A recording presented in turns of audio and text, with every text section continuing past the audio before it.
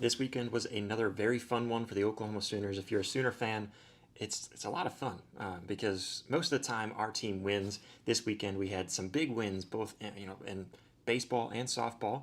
Uh, Two SEC series wins again for these two teams that are new to the SEC. We also had women's basketball win and move on in the NCAA tournament. We're going to talk about all of this and so much more here on the Sooner Spotlight.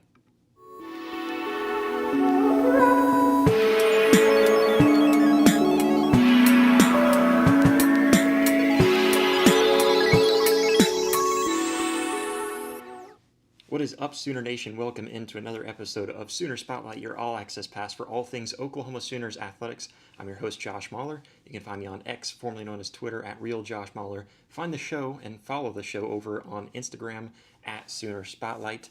That is the best way to keep up with the show, keep up with Oklahoma athletics, so much more. Go over there, show us some love, and then we've got some big news as well because we're even doing a giveaway.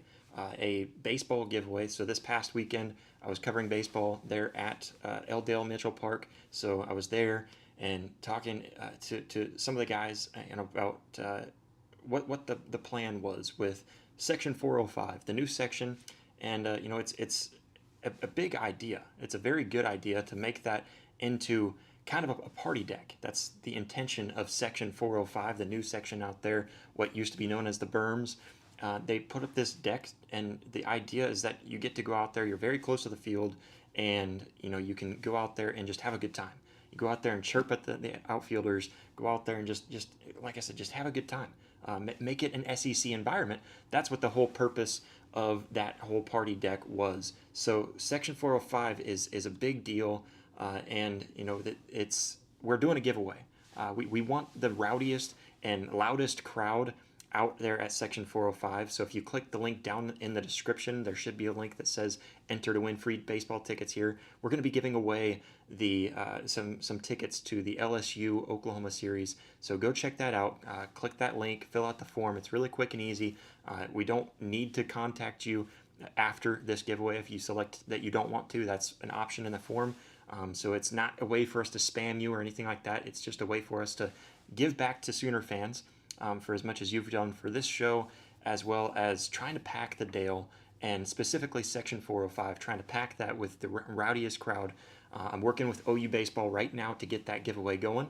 I don't know exactly how many tickets we're going to give away, and I don't know the full details on everything that we're going to do for the people that win those tickets, but I do know there will be tickets that are given away. And the great news is the more you share that, the more the people that sign up for it. We've already had a ton, and I just released it like a few minutes ago.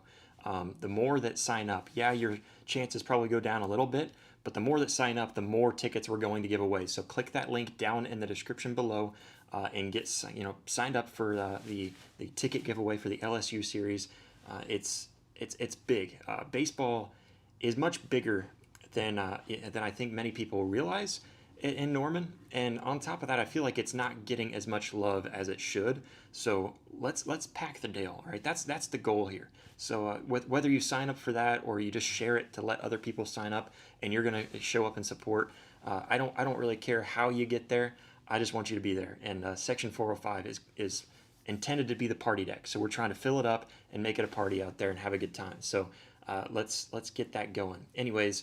Sooner Spotlight is a member of the OU Insider content lineup, so you can get signed up at ouinsider.com today to become a member of the greatest OU sports community out there. It's so much more than just reading articles. You get to chime in, let your voice be heard, have your questions answered, and so much more. Get signed up at ouinsider.com today. I saw that Brandon Drum even opened up a VIP chat for everybody just to chat about whatever you want over there. So it's a great community. Go get signed up at ouinsider.com today. If you get signed up, it's like I said, it's so much more than just reading an article and us talking at you. It's talking together, which was the whole point of this show. That's why I partnered with OU Insider, Parker Thune, and Brandon Drum doing a bunch for me, and I appreciate everything that they've done. So the best I can do is to give back to them by getting you to sign up over at ouinsider.com today. I've been doing some coverage for OU Insider and things like that, so it's been a blast. It's been a lot of fun. Go check it out. Apologies, I don't know why my voice is giving out, and hopefully the audio comes through all right tonight.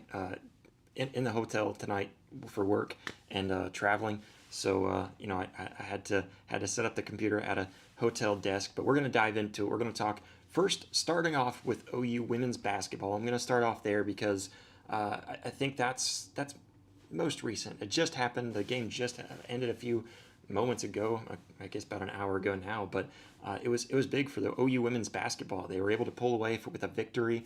It was a big time victory for them too, and just absolutely killed Iowa. But first, starting off with the game that happened, what was that? A couple of nights ago. So I guess that would have been Saturday night, if memory serves me correctly. It was big, and Reagan Beers, she was nominated for our OU Sooner Spotlight of the Week, along with let's see, we also had Kyson Witherspoon on there. We had let's see, who else did we have on there? I should have had that pulled up. But we had some great candidates over there. Nellie McEnroe, Marinas was one of them, and then who was the last one? Dawson Willis. I don't know how I could forget. He was like the first one that was like, man, after game 2 against Mississippi State, he had to be on the list, at least a nominee. But if you want, you can go over, and I'm leaving that open because I got to that poll just a little too late. So if you go over to my X page and find that poll, you can vote on the Sooner Spotlight of the Week right now. I'm going to leave that open. I'm going to pull this up real quick so I can see it, and then I will refresh it by the time that we get there and announce who won the Sooner Spotlight of the Week. It's something new that we're doing, but it's something that I want to do that just to give back to the athletes and give you guys a chance to vote in on it. So right now I'm seeing our leader, and it's the leader that I pictured would probably be the one. But anyways, let's go ahead and dive into it and talk about this big-time victory for the Oklahoma Sooners women's basketball team. It was really fun to watch them perform the way that they did.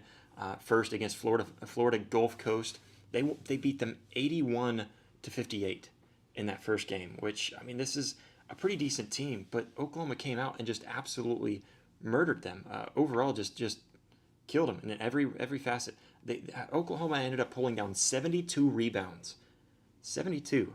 And I believe 18 of them were Reagan Beers. She had 25 points, 18 rebounds. This number 3 seed Oklahoma team is very good right now. Reagan Beers is 6'4". She's an inch taller than me. She's a tall girl. She's physical. Other players are physical towards her as well, but she's just so dominant in pretty much anything she does. She ended up shooting 50% from the field, looking really good, and she puts up sure shots. She puts up shots that are going to go in. She doesn't throw stuff up that most of the time she doesn't throw stuff up that is kind of like a 50-50, less than a 50-50 ball.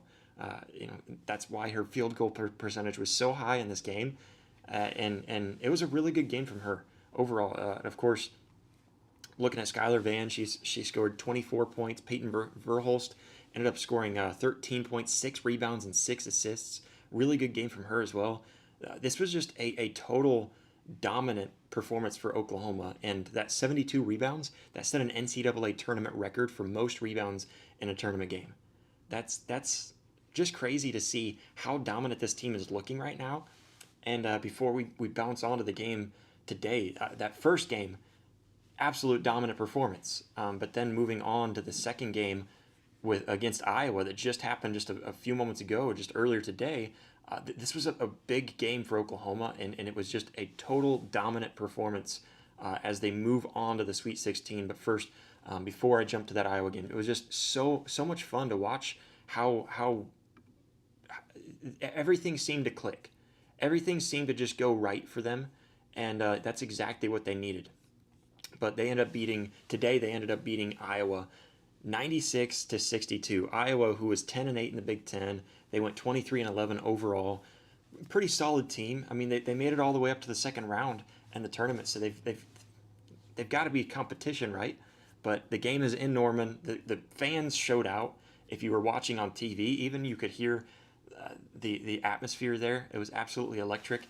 Oklahoma fans really showed out. The student section, there was a bunch of free tickets being given away just to entice people to go, and there was so many people that ended up showing up. This was huge for the Oklahoma Sooners as they moving on to the Sweet 16 for the first time since 2013. It was big. Again, Skylar Vann had another big game. She ended up scoring 17 points. Peyton Verhulst scored 16 points. those two girls are always right in there. And Reagan Beers, a quieter game from her, but it was just such an overall perfect performance from this Oklahoma Sooners team that it didn't matter. Reagan Beers only had 11 points, but she ended up getting 13 rebounds and also 4 blocks on the game. So, and she only played for 18 minutes. It wasn't, I think she's usually playing over 20 minutes for sure, right around that 25-minute mark, even up to 30 minutes in many games, but only playing for 18 minutes and doing what she did on the overall was just absolutely amazing. Again, 13 rebounds and then 4 blocks. Just a great performance from them.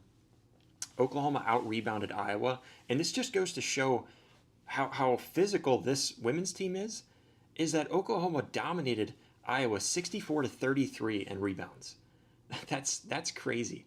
And moving on to the Sweet 16 now, it's going to be electric to watch this team and see how far they can make it. I'll be cheering for them. I hope they make it all the way. I'm trying not to get my hopes up too much because I've already gotten my hopes up too much with the other Oklahoma teams this year, and it's just been letting me down. It's been letting a lot of us down, but we can be excited for them and show our support for them because these girls are absolutely amazing. But going out there and doing what they did today, they only shot 32% from the field, or sorry, from the 3-point line. Which isn't bad. Iowa shot 40%, but they shot so many times, weren't making a whole lot from there, and still dominated this game, shooting 40% from the field, and just owning, basically down to the paint. That's where a lot of the scoring was.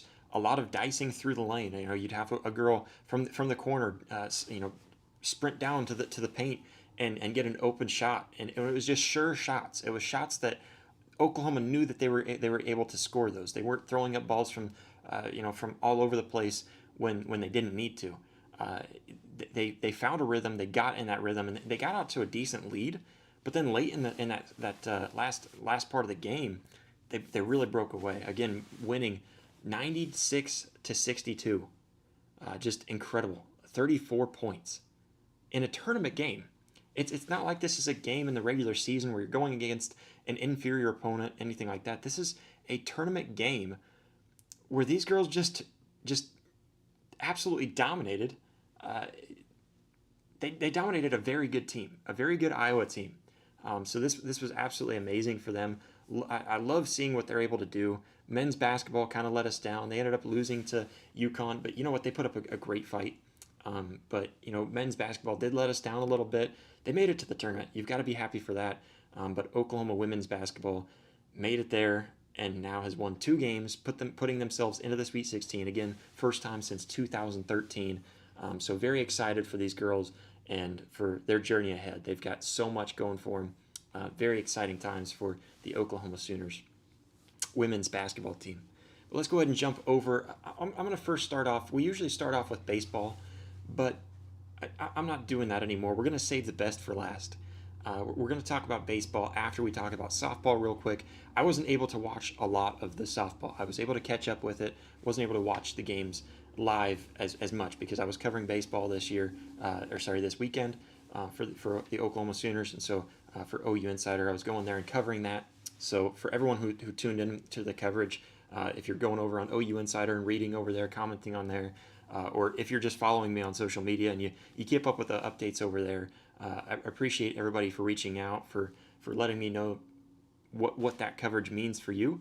Anyways, we're going to dive into it real quick and talk about this performance from the Oklahoma Sooners. First, starting off with the first game, which seemed like normal Oklahoma Sooner stuff. Seems like, Oklahoma dominant, starting off, their season, moving to 28-0, undefeated in the SEC. They're going to sweep this series. That's what it felt like. They ended up winning 8-0 on an amazing 5th inning. They ended up scoring 5 in the 5th inning to run rule. It was a great performance from these girls. These girls are dominant. This softball team has always been something special. For as long as I can remember, Patty Gasso wins national championships. That's what she does at Oklahoma. That's what she does for Oklahoma softball. She wins national championships, and she's on her way this year, going for that 5-peat. But anyways, run ruling on game 1. looked like a dominant performance. And Abby Dayton, she ended up having a really good game. She went 1 for 2, walked once, got herself across home plate twice, scored 2 runs. And then Nelly McEnroe-Marinas. This is a girl, correct me if I'm wrong, she's only a freshman. She's only a freshman, and she stands out in these games. She is so confident. She's a confident hitter. She performs well every single week. Even when the pressure is on, she performs extremely well. Nelly McEnroe-Marinas ended up hitting two for 3, scored 2 runs, 2 RBIs as well. This was she hit a bomb in this game, and it's just, again, another great performance from her, and she keeps on showing up. She's been nominated for, so this is the 3rd time that we've done the Sooner Spotlight of the Week. Again, go over to my X channel, my X page, whatever, my X profile, and go click over there and vote for the Sooner Spotlight of the Week. I'm going to leave that open because, like I said, I got that out a little late. So go over there and vote for your favorite to win the Sooner Spotlight of the Week, and I will refresh that at the end of this, and we'll announce it then who ended up winning. But Nelly McEnroe-Marinas has made it, because she's just that impactful. She's made it as a nominee all 3 weeks now, and my assumption is she's gonna be making a lot more. But she had an amazing game. She just did so great. Again, bringing home 2 RBIs, hitting that bomb, 2 for 3. Just a great game for her. And another girl that, she won Sooner Spotlight of the Week last week. It's the only reason why I didn't put her, and it's Gabby Garcia. Gabby Garcia, another great performance. 2 for 3. She had 2 runs, 3 RBIs. It was a great performance from her in that run rule victory. The Gabby bombs are always there. She's another great performance. She's been performing so well for a while now, and it's not going unnoticed. It's not going unnoticed whatsoever. Both these girls are the backbone of this team right now. When it seems like the offense is not performing, the bats are not connecting, these 2 girls, between Nelly and Gabby, these 2 girls step up big time in big time moments and score runs. They bring other girls in. They're absolutely something special. Ella Parker also had a home run in this game too, if I'm looking at this correctly too. So gotta give a shout out to Ella Parker. When Ella Parker connects, you feel like it's going yard just about every time. But great performance in Game 1. Game 2 did not quite go their way. Game 2, they ended up losing 3-1. They were down. It felt like there was an opportunity in that last inning, in that 7th inning. They ended up scoring 1. It makes you feel like, hey, there's a chance here. And I believe it was Nelly McEnroe-Marinas, again, who scored that home run to put them on the board, making it feel like there's a chance. At one point, I think they might have had bases loaded, at least a couple on base, and with a chance to win this game. And they just couldn't, or at least to take the lead, because they would have been up to bat. But they had a chance to win this game, and they just couldn't quite connect. Ended up striking out, and I think it was Cassidy Pickering was the last girl up. Just couldn't quite finish it off. But Mizzou got off to a quicker start and got 2 runs. Pitching performed really well for Mizzou all game long. This was definitely their best game pitching that we've seen, and it was Sierra Harrison who got credited for the win, and then Taylor Pinnell, I think is her last name. She ended up getting the save. But with Sierra Harrison, she ended up pitching 4 of those innings, only allowed 3 hits, got herself 3 strikeouts, only 3 walks through those 4 innings. And then Taylor Pinnell, she ended up pitching for the other 3 innings and only allowed 2 hits. She allowed the 1 run off the home run and walked 2 and struck out 3. It was just a really good performance from their pitching staff in that second game, and that's what ended up doing it for the Oklahoma Sooners. They ended up losing this game again 3-1. So the first loss on the season. I saw a lot of overreaction from some of the media, and ultimately us as Oklahoma fans, we know there's nothing really to worry about. There's nothing really that we have to look at and say, uh-oh, watch out, because this could be the downfall of the Oklahoma Sooners. They turn it around in Game 3. Ended up winning that one. And sorry, I just clicked away from my screen here. They ended up winning that one 5-1 in Game 3. So they turned it around and they bounced back, and it just felt like things weren't going their way. That's something that I know I've heard Patty Gasso talk about in the past when they've lost in the past. Yeah, Oklahoma Sooners softball does lose every once in a while. Hardly anybody makes it all the way through an entire softball season without a loss somewhere. And sometimes it comes from a loss that you got out ahead of yourself and you didn't perform well against a team that you should have beat, and it was tough swinging. And that's how Game 2 went. But then Game 3, they turned it around, they bounced back, ended up having a great performance. It was kind of slow. They got behind in the third inning, fourth inning. They came out, tied it up, and then a big sixth and seventh inning with 2 runs apiece ended up winning the game for the Oklahoma Sooners softball squad. Again, Nelly McEnroe-Marinas with another good game. She only went 1 for 4, but she brought in an RBI, and I believe that was off of a home run. Cassidy Pickering, also a big time game in that Game 3. She's again another one of those girls that when she's on, she's on. She's a dominant performer, both on defense and offense. But Sam Landry, she's the one to really credit with the win there.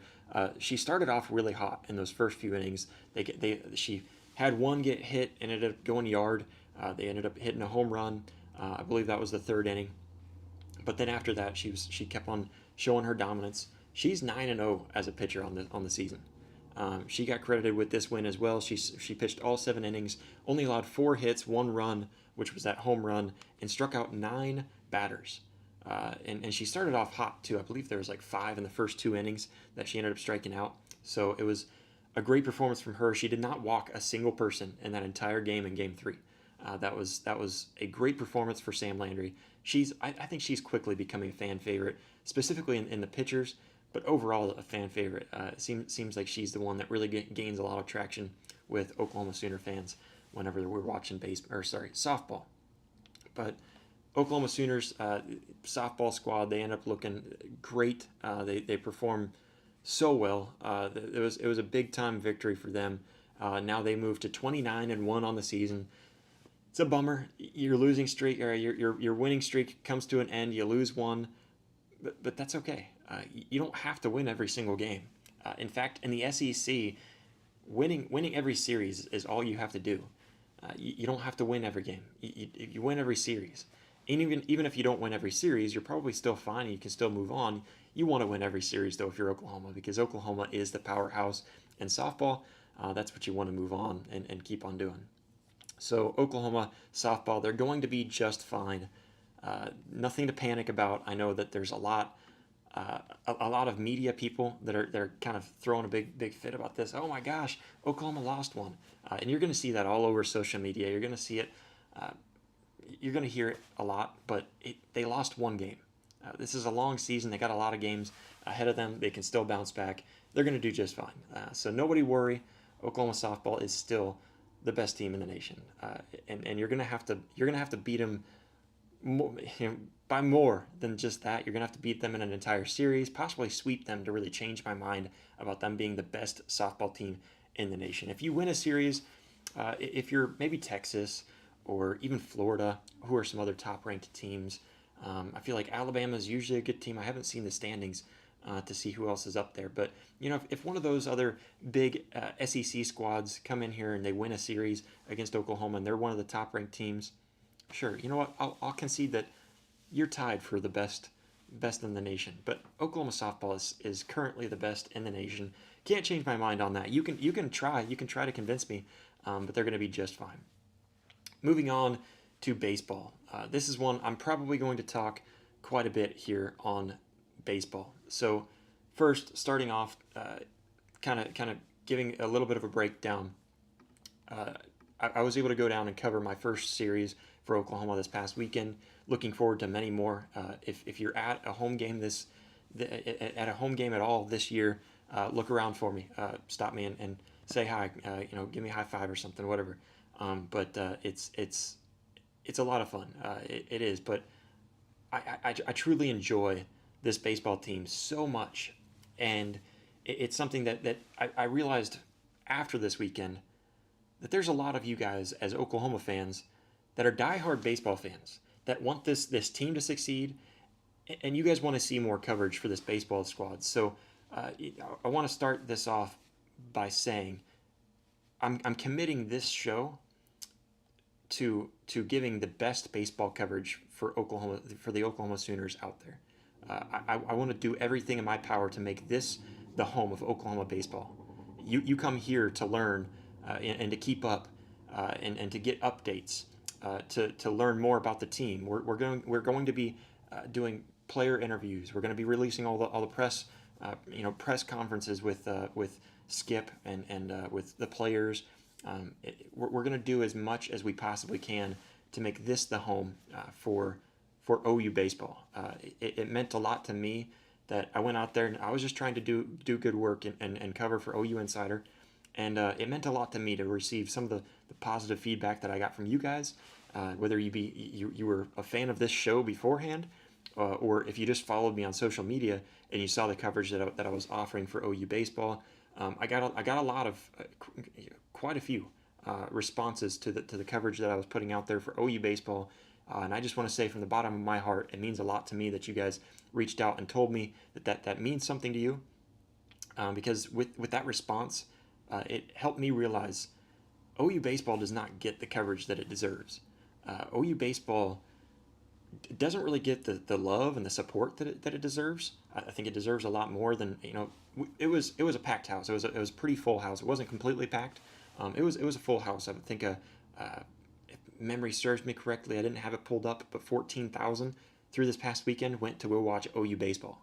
It was a full house for sure, but I think we can do better. That's why I'm doing this giveaway, and I want this giveaway to be big, and I want this to be something that we're able to repeat. If I have to, I'm going to get donors to help out to make sure that we can do these giveaways. If I have to, we're going to reach out to donors and have them make sure that we pack this place. We're going to do giveaways more often. We're going to do all kinds of stuff. And like I said, I'm going to give you guys player interviews and give you a behind the scenes to OU baseball a little bit with learning these players and learning what their interests are and learning who they are off the baseball diamond. And that's something that I don't think you get a whole lot of in college baseball, but specifically here at OU baseball. And so, I've always been a fan of baseball. I played when I was younger. I didn't play through high school. I was too busy with other sports. But I loved playing baseball. I loved playing second base. That was my position, and it was so much fun. But I grew up, and I've always been a sports fan. Baseball wasn't at the top of my list. After the last few years and growing my love of baseball even more, baseball is getting my full attention. If it's baseball season, you're not going to get a whole lot other than baseball coverage from me. So a lot of that just to throw out there and tell you guys, because I think there's a lot of you guys that have been calling out, hey, we want baseball coverage, and some of you guys reached out to me saying, thank you, we need more of this. And so I'm giving it to you. I'm going to give you as much as I possibly can. I'm working with OU baseball to do as much as we can, giving you all kinds of behind the scenes looks and stuff like that. So stay tuned. We're going to do more giveaways. Again, that link is down in the description if you want to win a free ticket to the LSU baseball game, the LSU series at Norman, at L. Mitchell Park, to sit in Section 405. We're looking for the rowdiest fans to sit in Section 405 and make that the party deck. Go over there, fill out that form real quick, and that link in the fill out the form in the link in the description below. That was kind of hard for me to get out, and we will go through those forms, and I'm going to have some help. We're going to draw and find the most rowdiest fans, and we're going to put those names in a bucket, and we're going to draw them. And I might even do a little bit more fun than that. So stay tuned. We're going to do that giveaway, and we're going to do much more in the future. So, and I want you guys to get the best OU baseball coverage on this show. I want this channel to be where you go if you want to learn or keep up to date, all that kind of stuff for all your coverage for OU baseball. Obviously, we're still going to cover all the other sports as well, but baseball deserves more love, and we're going to give it to them. But let's go ahead and dive into this series. It was a really fun series. Started off, it was a bummer. but it was such a fun game in game one. Mississippi State ended up taking game one, pushing the series where they were up 1-0 in the series. They won 2-1 in that first game, and it was just a pitching perfection from Kyson Witherspoon and Pico Khan. Both these guys had amazing games. I'll start off with Pico Khan. I have to give him his flowers because he pitched 6 innings, and it was 6 perfect innings, really, near perfect innings. Pico Khan, the Mississippi State guys in the booth were even kind of talking about, man, I'm surprised that they're putting Pico up on the mound in game one. He's not really that game one ace was what I was told. He's a great pitcher, but they were surprised that he was on the mound, and he ended up pitching a beautiful 6 innings. Only allowed 2 hits in 6 innings, walked 2 guys, and had 10 strikeouts.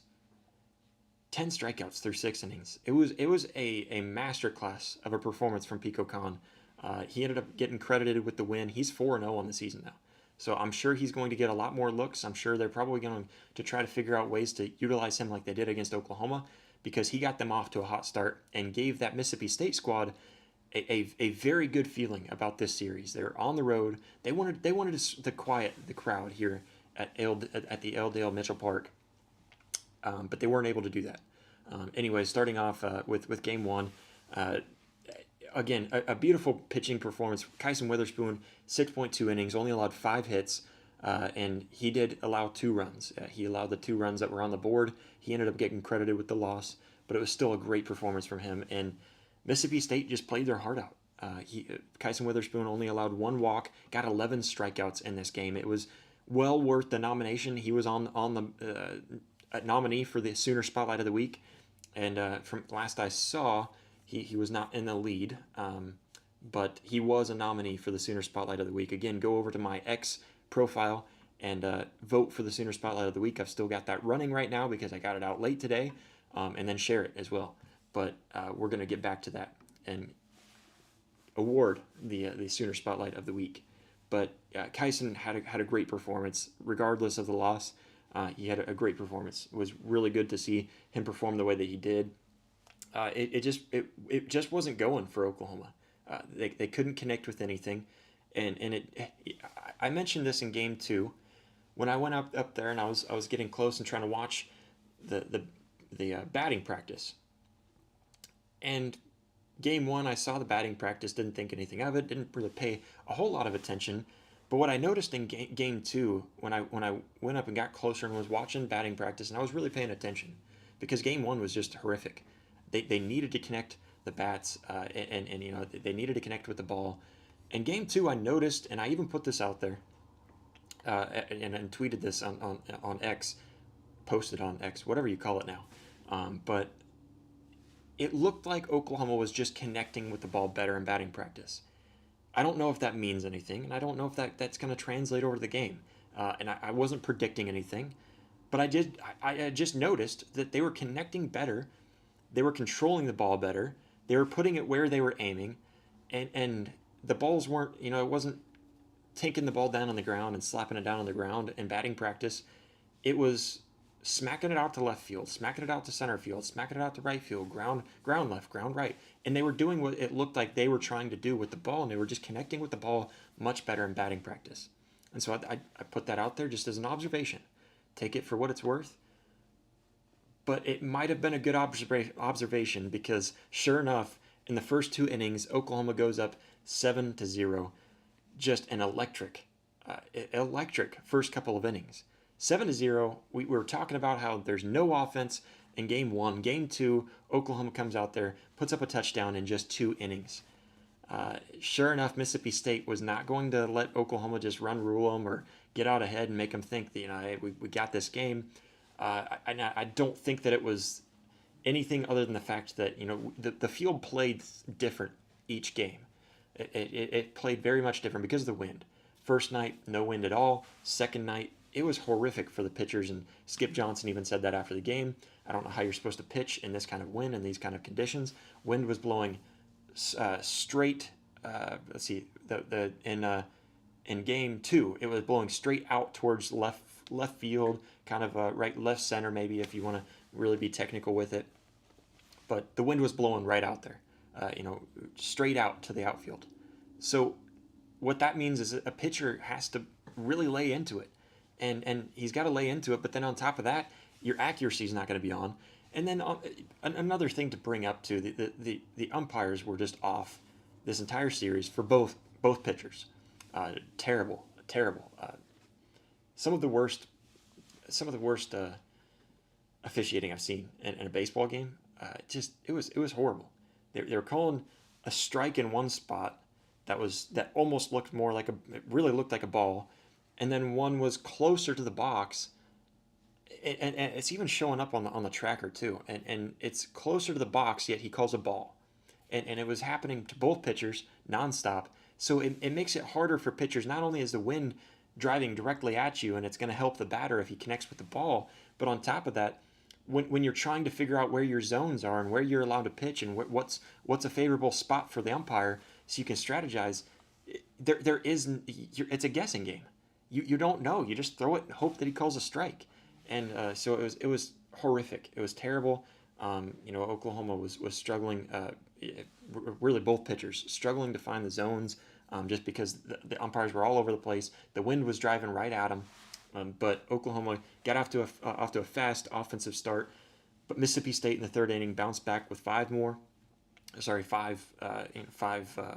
runs in that inning. Huge performance from them.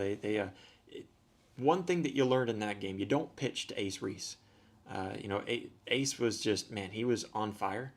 If he connected with that ball, just wave goodbye to it. It's not going to be seen again. If you're sitting in the outfield, you might see it again. But Ace Reese was connecting with that ball and just bombing it and driving in.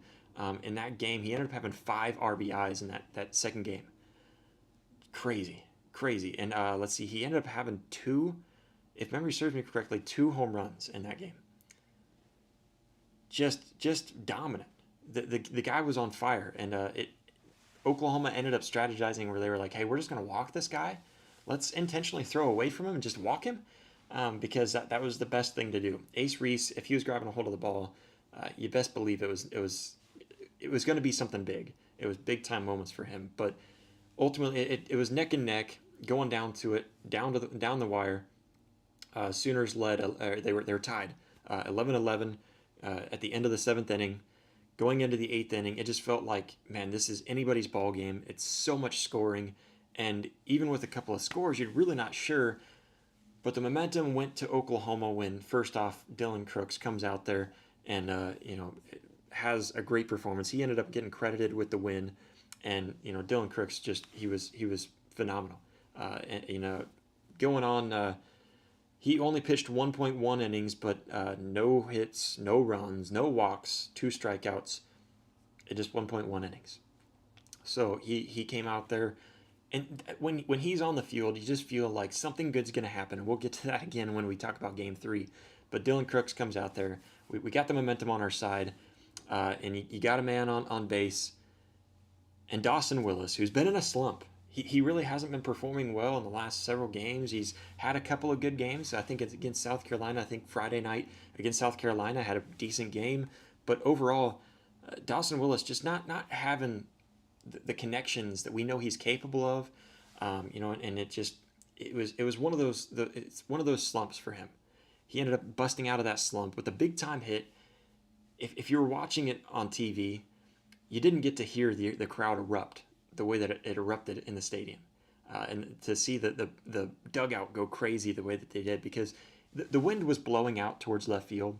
It was blowing outwards, but even if it wasn't, that ball was crushed. Ended up getting caught by the tree out there in left field, just absolutely crushed. And that was a moment too where it felt like things are turning around for Dawson Willis, because even in Game 3 he started to still look like that Game 2 Dawson Willis, where he's doing something. He absolutely deserved a shout out. He was also a nominee for the Sooner Spotlight of the Week. And again, go over to my X profile to vote for that. We'll get to the winner here in just a moment. But yeah, Dawson Willis, huge game from him. Let's see if I can pull up his stats here. He went 3 for 5 in that Game 2, 3 RBIs. He had a couple of stolen bases, I believe, in that game. I think 2, Three. Okay, I just found it here on the stat sheet. He had 3 stolen bases in that game. He was just big. He was huge. Dawson Willis, huge game from him. 3 runs. Also, Trey Gamble came back in game 2 from an injury. Loved seeing him out there, and he did a really good job too as well. He went out there. I think he had 1 stolen base. He got on base several times. He had himself a couple of hits and scored 2 runs as well. So Trey Gamble, big time game from him. Very excited, very happy for him to be back out there and playing with his guys and performing at a high level. So Oklahoma ended up winning with that big time 2-run home run from Dawson Willis. Ended up winning that game 13-11. 24 runs scored in that game. Just absolutely crazy. That was all the offense that we didn't see from Friday night. We got it all on Saturday night. Game 3, I had to take off early in the morning. Wasn't able to stick around. Beating myself up because that was a quick game. Felt like the innings were just going really quick the entire time. But Oklahoma pretty much owned this game the entire time. They went down 3-2 in the third inning with a 3-run inning from Mississippi State. But ultimately, just again another really good performance from Oklahoma's pitching staff. Their pitching staff did pretty well. Malachi Coleman. Don't know where that came from. Malachi Witherspoon started off really well in this game. Kind of slowed down. Allowed 3 runs. Right? Yeah, he allowed 3 runs. Only 1 earned though, so not on him. There was 3 runs when he was on the field, but was not him. Jason Bowden actually ended up getting credited with the win. Pitched for just 1 inning, but allowed 0 hits, 0 runs, no walks, and a strikeout. And of course, Dylan Crooks ended up closing it, got the save for this one. He's had 7 saves on the season now. He's been pitching really well. That's the closer that we need, especially in SEC play. Dylan Crooks, he's the guy. He's the man. And we'll get to him as well here in just a moment. But Dylan Crooks with just 1.2 innings ended up no hits, no runs, no walks, and had 2 strikeouts as well. So another big time game from him, and the biggest part of his game was a sack bunt RBI. So he sacrificed himself on a bunt, bringing a guy in to score. And the play was awesome. If you didn't get to watch it, and I apologize, I should have had replays and stuff like that to pull up tonight, so you guys don't have to look it back up or anything like that, or try to remember it in your memory bank. But it was a great play. But what was even better was his reaction, the dugout's reaction to it, as he runs over to the dugout and goes over there, and Carly. Why am I drawing a blank on her last name? Carly Murray. Sorry, I was drawing a blank. Carly Murray posted out there that he came back to the dugout saying that's how it's done. That's how it's done, and kept on saying that to his guys. And got out there. Kind of a shocker that he went out to go bat. But this guy can do it all. Pitchers can be something special, and he's one of them. He went out there again, a sacrifice RBI. Sacrifice bunt RBI. It was the play of the game. He deserves player of the game there.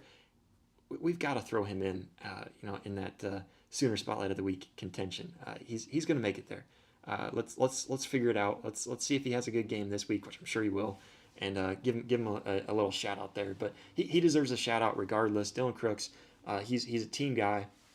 Another guy that you got to throw out there too is Jason Walk. One thing that I recognize getting up and personal with this team and seeing them and how they react to each of their players and how the players react and lead in the dugout and all that. One thing that I noticed getting a little bit closer to this program and to these players is Jason Walk. He's only a sophomore, if memory serves me correctly. Only a sophomore, and he's playing great. He's been doing really well all season long, above 300 batting average, and just performing outstanding all season long. And he's going to keep on performing well. But he's an aura type of guy. I took a picture of him that was just like, man, like seeing him run around in warm-ups, smile on his face, pumped up, even after the game, good sport, goes over there and finds certain guys I assume he probably knows, but finds guys and goes over there and daps them up, tells them good game. He's a good sport, but with his guys, he's a locker room guy, and you can tell just by seeing how the players respond to him, and how he's received by the dugout. Uh, he's the locker room guy. I don't know if he's the locker room guy, but he's definitely one of the locker room guys. He brings an aura about him, and he's just so energetic. Jason Walk is becoming a fan favorite very quickly. Dawson Willis starting to come around as a fan favorite after what he was able to do, specifically in game two, and seeing his turnaround. He did really well. He even had a hit in game three as well. Got himself out there and got a hit, a base hit, but and also brought in an RBI in game two as well. Game three. Game two was huge for Dawson Willis, though. That was the game that he needed to get over that slump, to get over the hump, and start to play good again. And even Skip Johnson talked about it at the press conference after the game, post game, and just incredible performance from these guys. They end up moving on 19 wins on the season, so they are now, if I can get my screen to stop screwing up on me, 20 wins on the season. I don't know what I'm thinking. 20-3 on the season. They're 4-2 in conference. Amazing team. They've got a tough one coming up. They've got Oral Roberts. Let's see, this is going to be on the road technically. It's going to be in Tulsa. So Oral Roberts on Tuesday. We're going to make sure that we get something out for that game as well. Get as much coverage as we can for you guys. Again, I want Sooner Spotlight to be the home for college baseball fans. We're still covering all the other sports that we always cover. We're still going to cover football heavy in football season. We're going to cover basketball whenever we can. All this. We're going to do so much more for you guys. I want this to be a place that Sooner fans can come, and we can build a community on here, but also, of course, as always, jump over to ouinsider.com today to get signed up over there to become a member of the greatest OU sports fan community. The best way to do it is joining ouinsider.com today. Reach out and see if you can even just get a trial. I'm sure Brandon and Parker will be willing to give you a trial just so you can check it out. I don't want to speak for them, but they're awesome guys, and they want this to be a community as well, a community that you enjoy. So go get signed up with ouinsider.com today. Go over to ouinsider.com, get signed up, and become a member of the greatest OU sports fan community out there. Let's go ahead and jump on to the Sooner Spotlight of the week. We ended up getting a good amount of votes, and man, it came down to the wire. Let me pull this up as well, because I know I put this out on YouTube as well. Got to make sure that we're not missing something here.